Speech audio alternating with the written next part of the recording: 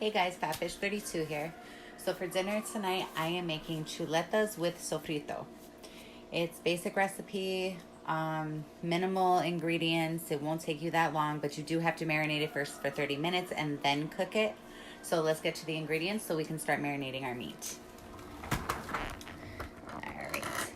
So there's no real measurements for this recipe. You're just gonna do, I'm doing Mrs. Dash because I do not have adobo seasoning, but you can do adobo seasoning. You need 1 packet of sazon, some dried oregano crushed up. You're gonna need some olive oil, garlic powder. You can put onion powder, and you're gonna need at least 3 tablespoons of sofrito to put on your meat. So first, let's start with some oil. And I have my pork chops right here. I cut off the fat. All right.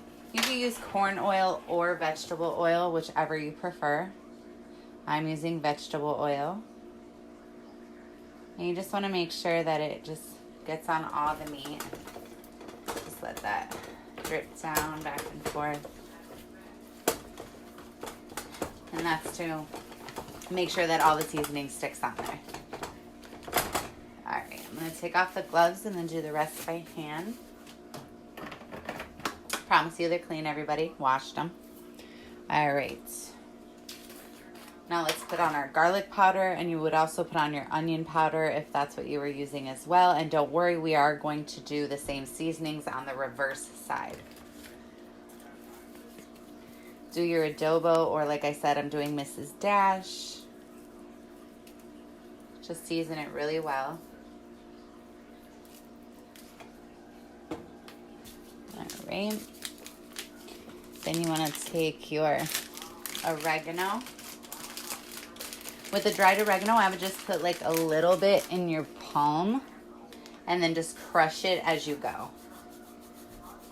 And just let it fall right over the pork chops.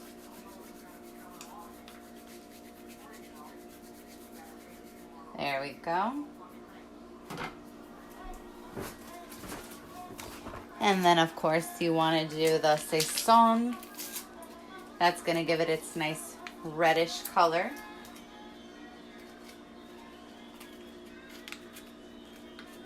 And you don't necessarily have to use the whole packet for it. Or like a packet for the top, packet for the reverse side. It's not necessary. There we go. Just make sure you get any pork chop that's uncovered. All right, now we're gonna go ahead and flip those over. And of course, same thing on the other side. So you'll do your garlic powder, onion powder, Mrs. Dash, or adobo. You want a little bit more of the crushed oregano. Again, just a little bit in your palm. Crush it right over the pork chops.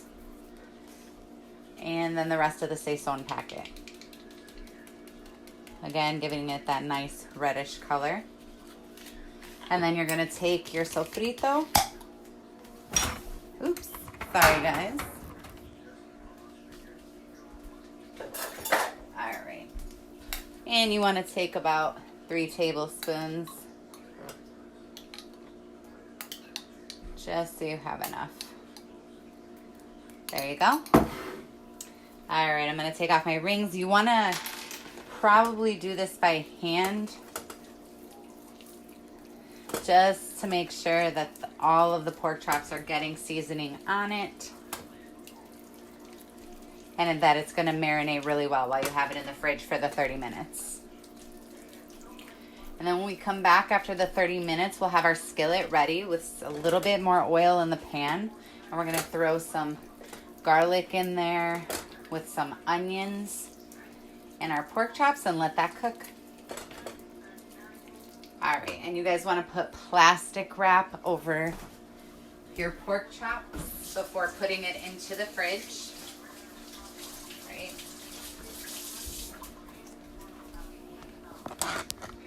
Plastic wrap, 30 minutes in the fridge, and then we'll be back to cook it. Hey guys, so we're back. So the meat's all done marinating. Got it right there, nice and red. And now we're just gonna cook it. So just get your skillet, put it on medium-low heat. Well, medium-high heat first so it can heat up, and then we're gonna turn it back down to medium-low heat. Just put 1 tablespoon of vegetable oil in the pan. And then we're gonna put some sliced onion and some minced garlic. So minced garlic, I'm gonna do about a tablespoon and a half I'll do for this one. And then I've already got my onion chopped up right here. And you wanna do these in these kind of slices. And I'll show you guys. It's already fragrant, so we want to turn it down now since it's a little bit hotter. Let's turn it down to medium-low heat. And we're not dropping all the onion slices in there because you still have to add the pork chops back and a little bit more sofrito for the pork chops to cook in so they can get really nice and soft and browned.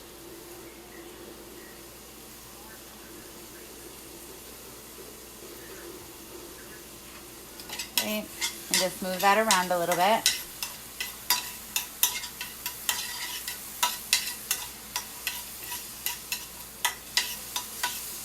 After this browns a little bit, it should take about 5 minutes for the onion to become really translucent, which is a little bit softer. And then I'm gonna add in the pork chops so they can brown and take in all that onion and garlic flavor. And then once they're browned, I'm going to add in the sofrito, and then they're going to finish cooking. All right, so let that do that for 5 minutes. Let's add in our pork chops now to the onion and garlic. We'll just sit those right on top.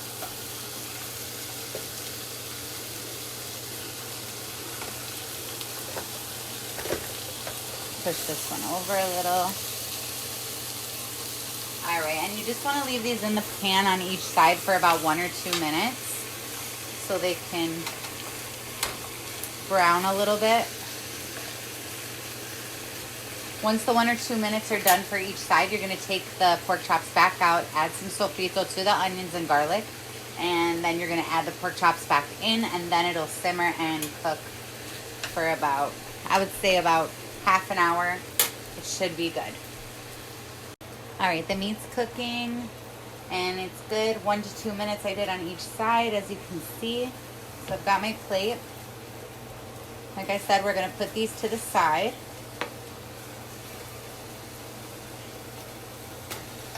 You can leave the onion and garlic that are already in there. All right.